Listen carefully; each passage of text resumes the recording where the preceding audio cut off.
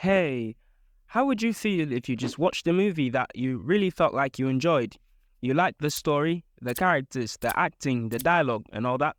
Like, even if you didn't dig everything, there's that one thing about the plot or that one character that really sells it for you. And when you look it up on Google or the internet, wherever, you find this. How would you feel? Really darned pissed, or at least slightly irked, because that's how I'd feel. So, let's talk about it. The Old Way, released back in January of 2023, stars Nicolas Cage as Colton Briggs. He portrays the role of a cold, ruthless killer who struggles to feel empathy or any emotion whatsoever for the countless people he's killed. So, the movie itself starts off at this scene of a hanging, very old wayish indeed. Colton Briggs is kind of like the hired gun that they brought in case things went sideways. An attempted rescue ensues and fails. Briggs decides to stick to his contract, I guess, and takes out the perpetrators. When the shooting is over, he takes his pay and leaves, but not before killing this man, the one that was about to be hanged, right in front of his son. And before I continue with the rest of the story, let's get this out of the way. I'm not very much of a Nicolas Cage fan. Yeah, I said it. See, most of you watching this have probably seen a couple of his movies or TV shows and probably like the way he acts and the way he portrays his characters. I haven't. Not just that most of his popular movies are from way back, or that some of the more recent ones were voice roles.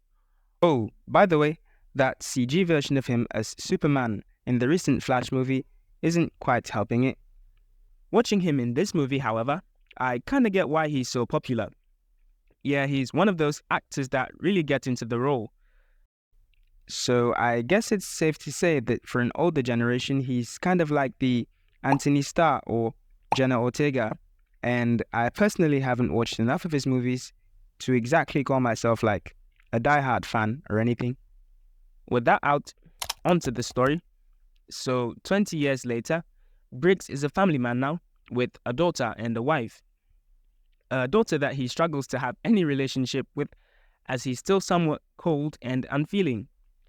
Except of course for his wife. She makes him walk their daughter to school for the first time, but the teacher is absent, so he takes her to his shop instead. While they're away, a bunch of prison escapees find their home and Mrs. Briggs alone and decide to have their way with her, ultimately killing her in the process. Briggs and his daughter return late to find their house occupied by the marshal and his deputies, who break the bad news to him. The marshal recounts Briggs' history to his daughter, who still hasn't shed any tears after learning of her mother's passing, and most of the things he says are very weighty. I guess I just want you to understand how good a woman your mama was. She took the coldest killer that I've ever met, and she turned him into a family man. Minding the store and raising a little lady. That was a good thing your mama done. The death of his wife reawakens the ruthless killer side of Briggs. For a moment, he even considers killing younger Briggs here to cut off any extra emotional baggage, but saying this, Mama wouldn't like you pointing that gun at me, brings him back to reality. And this is where the story really hits for me, because this child here had just been threatened with a gun in her face, didn't even bat an eye, and went right back to sleep. Nah, that's some cold Wild West vibes there. Like, isn't this exactly what a good movie should sound like? From there, it all plays out as your typical revenge story. He chases down the killers, the mastermind who happens to be the little boy from that first scene we talked about, the same little boy that watched Briggs kill his father those 20 years ago. I mean, sure, it does add some spice to the story, but to be honest, I actually wouldn't be talking about this movie if it weren't for Kira Armstrong's character as young Briggs. Away!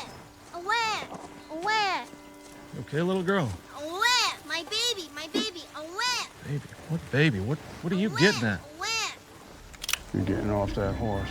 Pair that with Nicolas Cage's acting and Noah LeGros' apt portrayal of a bitter, vengeful antagonist, and you get an enjoyable enough movie that you wouldn't even mind watching a second time.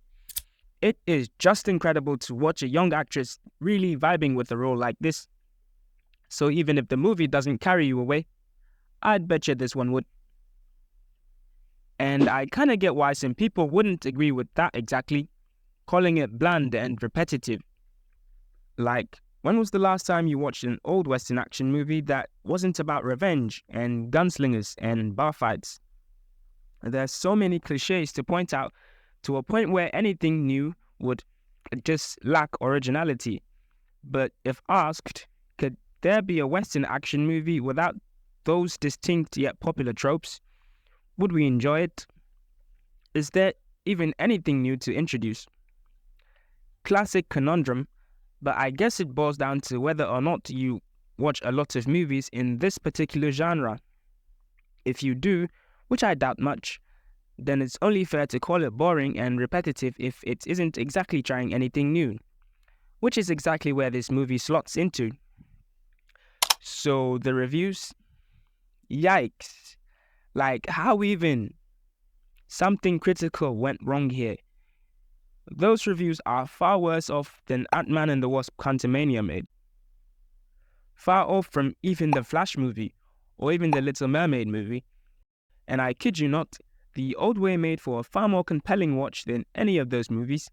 It's almost as if movie critics these days have zoned out into insignificant, unreliable, even just downright ignorable. But that actually isn't the case here, because several movies released in 2023 did get the rating scores they deserved. As you can see with these titles, I think that the core problem here stems from the way that these sites generate the rating scores in the first place. With Rotten Tomatoes, a number of Tomatometer approved critics watch the movie and then they rate it. So that final score we see on the website is actually an aggregate of the individual scores from these approved critics. That means with The Old Way, 32% of said approved critics that watched it actually liked it. And if you did as well, then you agreed with that 32% and disagreed with the other 68%. It's a similar system for IMDb, only in their case, it's the users that rate the movies themselves. And so, to say those final aggregate scores aren't misleading, or at least not exactly straightforward, would be a gross understatement. I guess that about sums it up. The Old Way definitely deserved better ratings. Majority of the user reviews, even on the rating sites, are positive. That is true, by the way. So hey, next time you look up a movie and catch a whim of the reviews, take them with a pinch of salt, maybe a little pepper even, because they aren't always accurate. Thanks for watching and bye for now, I guess.